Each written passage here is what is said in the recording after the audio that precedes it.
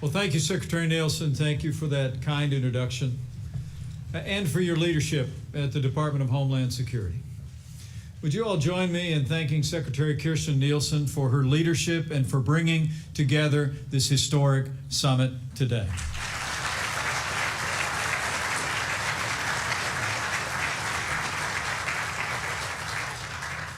To the Secretary and to Secretary Perry, Director Ray, Director Alice, to all the public servants that are gathered here, and to all the leaders of industry and academia who've come from near and far. It is my honor to welcome you all at the close of the events today at the first ever National Cybersecurity Summit. Thank you all for being here today.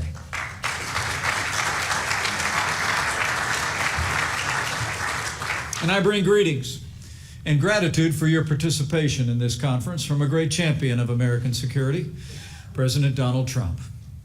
I'm here today on behalf of the President because cybersecurity is a major focus of this administration. Over the last year, at the President's direction, we've taken unprecedented action to strengthen our digital infrastructure and defenses because we know that cybersecurity has never been more important to the American people. America depends on the digital world more with every passing day, as all the industry leaders here know too well. It's opened countless new doors of opportunity, created extraordinary new sources of prosperity, and unleashed a new era of entrepreneurship and innovation that has infused nearly every aspect of our lives and our society. Yet while this revolution has spurred new opportunities, as you all have discussed here today, it has also spawned new threats. Criminal terrorists, foreign adversaries, constantly prowling this digital domain, represent a threat to this nation. And America's digital infrastructure is under constant cyber attack. The federal government alone experiences hundreds of thousands of digital assaults every day. And across the entire country, the number of attacks on our digital infrastructure is impossible to calculate. Our digital foes are targeting every facet of our society. They threaten our family's privacy, like the hackers who breached the credit bureau Equifax last year and made off with the Social Security numbers and other personal information of nearly 150 million Americans. They extort our hard-earned money, as we saw in the North Korean WannaCry attack that held more than 200,000 devices in 150 countries hostage, demanding a ransom. Foreign interests also routinely steal trade secrets from some of our most important industries. As our administration's recent 301 trade investigation found, for many years, China has directed bureaucrats and businesses to find and steal our nation's intellectual property and advanced technologies, especially those pertaining to our national defense. Our cyber adversaries also seek to infiltrate our critical infrastructure, including our electrical grid, power stations, so that in some future conflict they might have the opportunity to shut down the nerve center of American energy and our national life. They also target our economy. A single Russian malware attack last year cost a major American shipping company roughly $400 million. And in 2016, cyber attacks, it is estimated, cost our economy as much as $109 billion. Cyber attackers also go after government at every level, such as in March when criminal hackers hobbled the city of Atlanta and crippled many basic services for several days. And as the American people know all too well, our adversaries increasingly use the digital world to manipulate, to divide, to chip away at our most cherished values. In the face of these threats, the American people demand and deserve the strongest possible defense, and we will give it to them.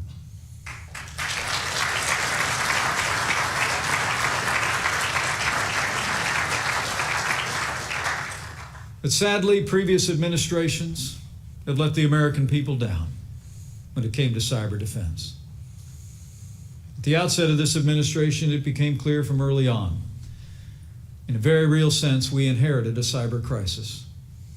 The last administration all but neglected cybersecurity, even though the digital threats were growing more numerous and more dangerous by the day. In 2014, a foreign government actually hacked into the White House network itself.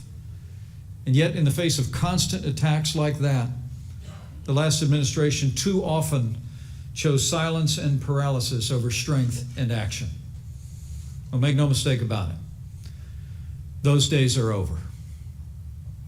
At President Trump's direction, our administration has taken decisive action to fortify America's cybersecurity capabilities.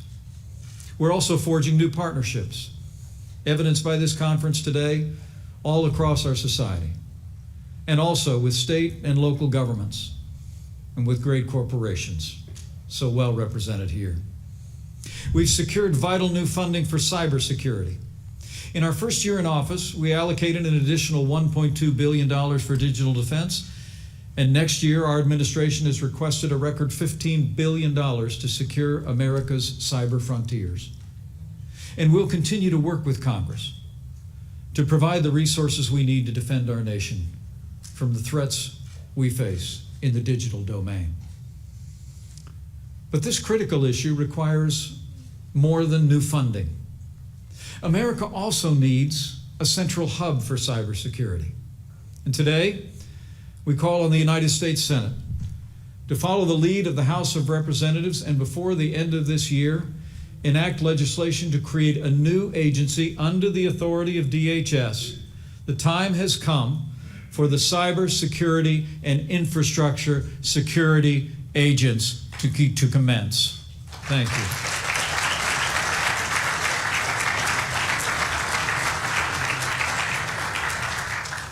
This agency will bring together the resources of our national government to focus on cybersecurity, and it's an idea whose time has come. In addition to funding and reforms, our administration is hardening federal networks as never before. We're taking renewed action to identify and eliminate weaknesses that our adversaries could exploit. For example, the federal government has long allowed Kaspersky Lab, a Russian antivirus software, to be installed on federal devices, even though it has a direct relationship with the Russian government and intelligence services. This threat existed for many years, but our administration ended the threat last year when we banned Kaspersky Lab software from the entire federal government.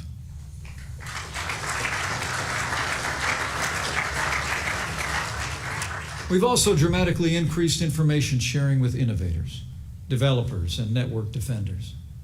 America's intelligence and law enforcement agencies have an unparalleled ability to discover weaknesses in digital products and software. But while the last administrations almost always held on to this administration in this White House, I'm proud to report that we've significantly improved how much we share with the private sector and the speed with which we share it. Today, nearly a third of the threat indicators we share with businesses aren't available from any other source, and we'll continue on that track. Finally, our administration is putting the finishing touches on our national cyber strategy. This strategy will make clear that the United States will bring every element of our national power to bear to protect the integrity and security of the American digital domain.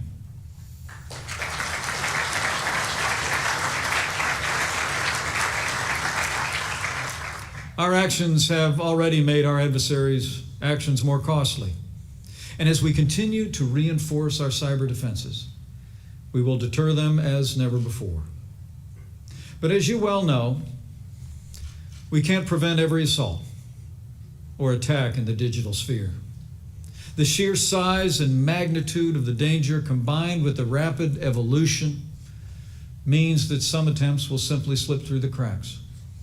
Oh, be assured, our government will continue to ensure the resilience of our digital infrastructure so that when these breaches may occur, we can get back on our feet fast, chart a path forward, learn from our vulnerability, and prevent the next attack. And when it comes to stopping our cyber adversaries, resilience, though, isn't enough. We also must be prepared to respond. And in this White House, I'm proud to report we are. Our administration has taken action to elevate the United States Cyber Command to a combatant command, putting it on the same level as the commands that oversee our military operations around the world. Gone are the days when America allows our adversaries to cyber attack us with impunity. Our goal remains: American security will be as dominant in the digital world as we are in the physical world.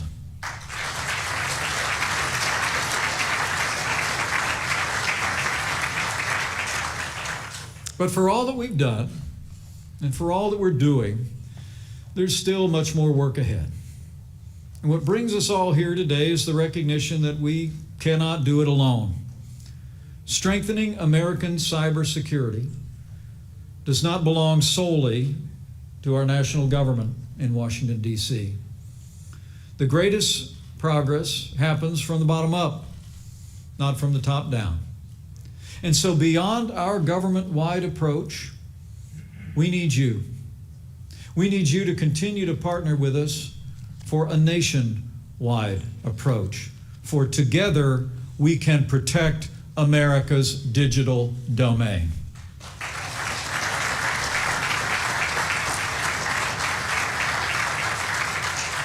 You know, it's been said cybersecurity is a team sport. It requires seamless collaboration between the federal government, state and local leaders, but also innovators, entrepreneurs, academic experts. In a word, it requires all of you in this room and all of those that you represent all across the nation. We've already taken important steps, I'm pleased to report, to improve our partnerships at every level. And in addition to this conference today, where you've heard much about those efforts, I'm particularly excited with the new initiative that Secretary Nielsen announced this morning, the National Risk Management Center. This new center will be the gateway for American companies who want to work with the federal government more closely to strengthen our shared cybersecurity.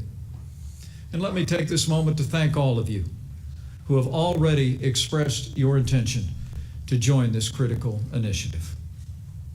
Just a few weeks ago, in the Situation Room, I personally met with the President's National Security Telecommunications Advisory Committee, also known as NSTAC, which brings together key industry leaders to develop recommendations on cyber policy.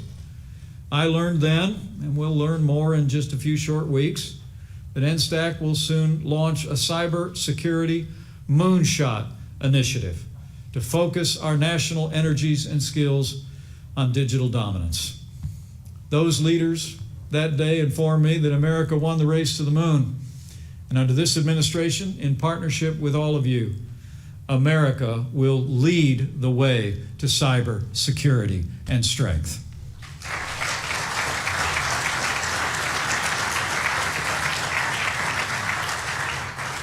Now, the examples that I mentioned today are all essential to the security and prosperity of the American people. But as we gather today, the American people also deserve to know that our democracy is secure as well. So before I close, let me speak to our administration's unprecedented action to safeguard the integrity of our elections. While other nations certainly possess the capability, the fact is, Russia meddled in our 2016 elections. That is the unambiguous judgment of our intelligence community, and as the President said, we accept the intelligence community's conclusion. Russia's goal was to sow discord and division, and to weaken the American people's faith in our democracy. And while no actual votes were changed, any attempt to interfere in our elections is an affront to our democracy, and it will not be allowed.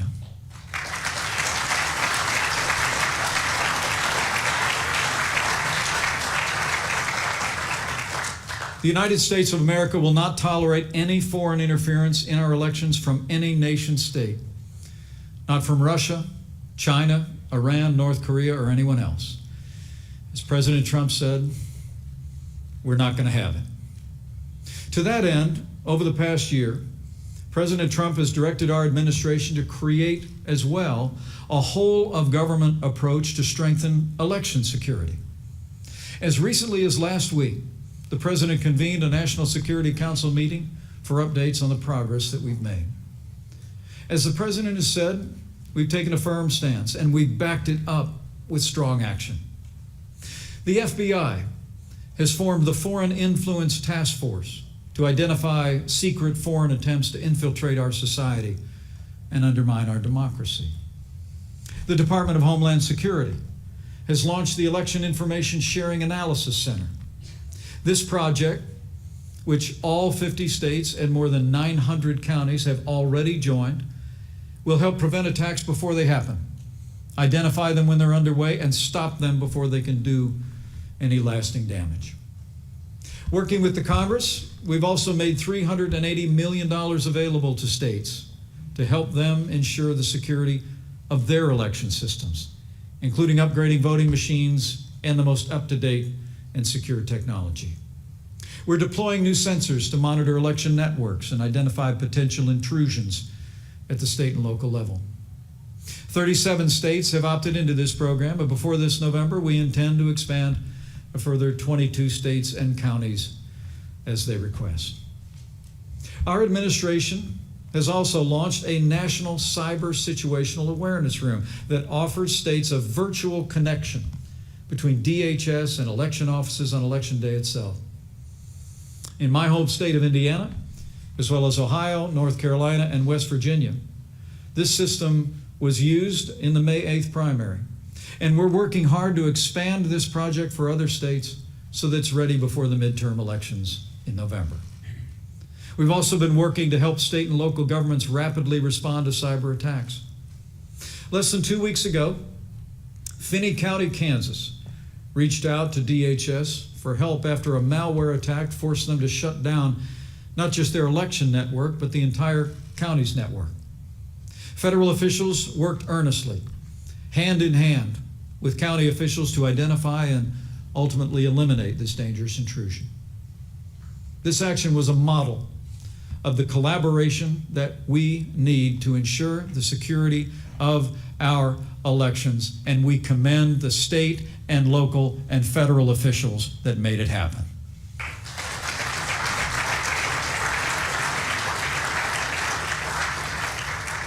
Now, make no mistake about it, our administration recognizes that elections are administered and conducted at the state and local level. This administration has already been a champion of federalism and respected the purview and the authority of our state and local officials. Yet it concerns us that many states still don't have concrete plans to upgrade their voting systems. 14 states are struggling to replace outdated voting machines that lack paper trails before the next presidential election. So today, not just as vice president, but as a former governor, I want to urge, with great respect, every state to take renewed action. Take advantage of the assistance offered by our administration. Do everything in your power to strengthen and protect your election systems. You owe your constituents that, and the American people expect nothing less.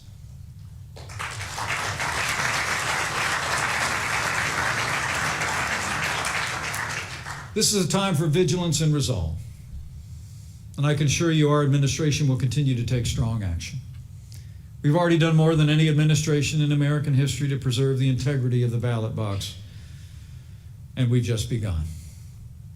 We'll continue to work tirelessly to prevent foreign nations and malign actors from hacking into our election infrastructure with the potential of changing votes or election outcomes. As the President has said, we will repel any efforts to interfere in our elections. When anyone violates our laws, we will bring them to justice and utilize every element of our national power to respond. Because our democracy demands and deserves the most vigorous defense we can give it.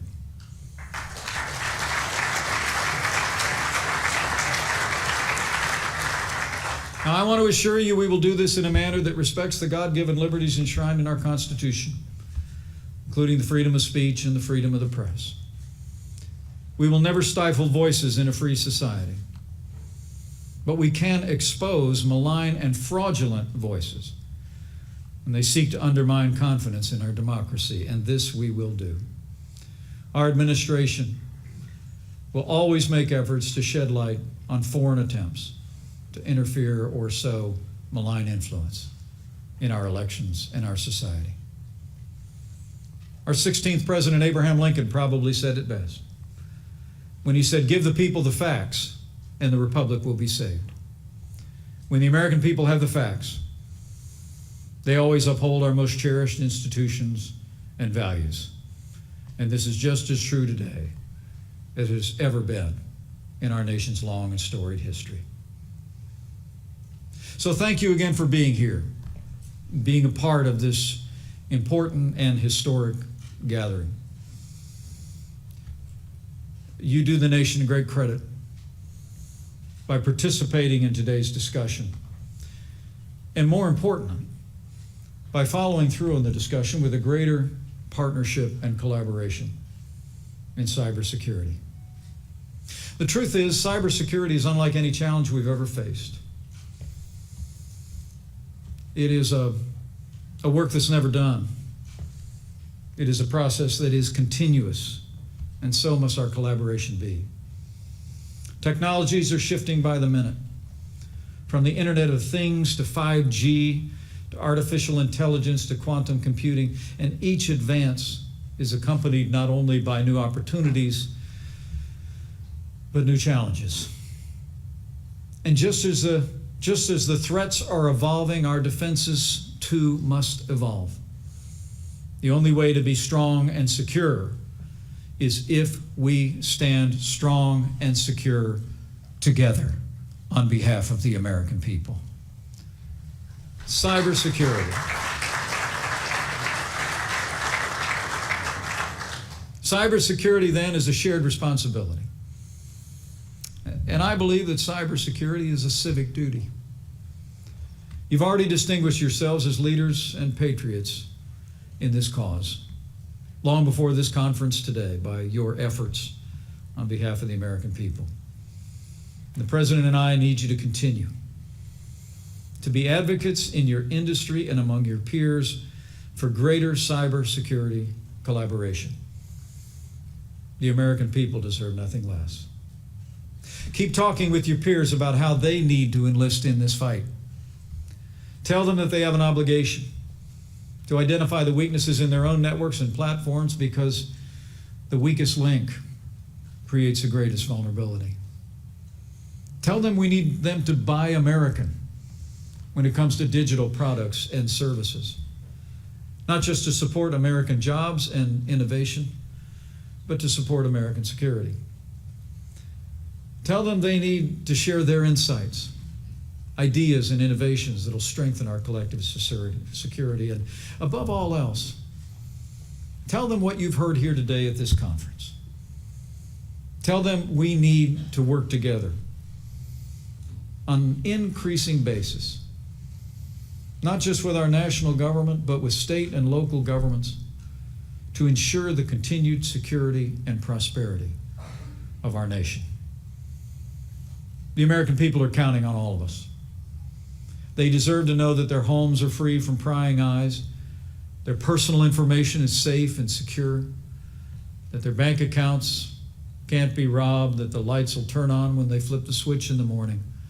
And the American people deserve to know that our democracy cannot be corrupted, and that our nation is stronger and more secure, even in the midst of a technological revolution, than it's ever been before. This we can do together. So thank you for the opportunity to address you today, to wrap up what I trust has been a meaningful and productive dialogue. But I hope you will not feel that you've come here today and done your part by this attendance, I hope you leave here today with a burden on your heart to do more. The truth is, as the old book says, we should not grow weary in doing good, for in due season we'll reap a harvest if we do not give up. So don't grow weary. Don't grow weary in standing up for the security of the American people in the cyber domain. With the trust of the American people, with the patriotism and collaboration of all of you gathered here who will work together with us on this vital issue, with the leadership of President Donald Trump, and I know with the support and the prayers of the American people, we will defend our nation. We will defend our nation on this cyber frontier. And I know, as Americans have always done, we will do it together. Thank you very much. God bless you, and God bless the United States of America.